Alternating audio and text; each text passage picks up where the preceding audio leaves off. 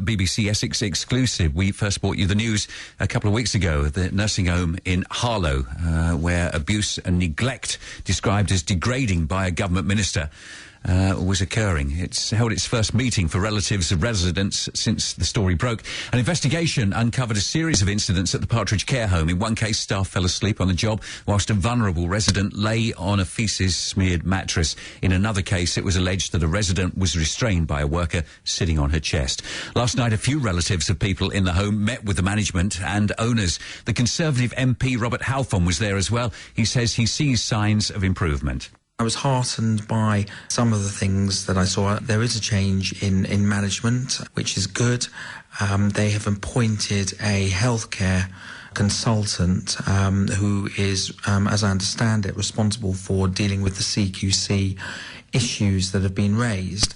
And there were a significant number of relatives in the room who were clear that they were happy in the way that their relatives were being looked after, and that they said, and you could see that there, that clearly there were a lot of hard-working staff trying to do their best. Did the people that run the home deal with the evidence of abuse and neglect that the BBC exposed recently?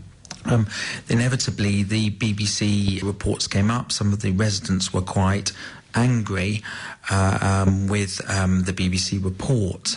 Some of them thought it was had been unfair, but it wasn't. The substance of the BBC report wasn't discussed, because there was a view amongst the residents and the staff that what had gone on in the past was the past, and the care home was making the changes that they needed in order to move on and organise things properly in the future.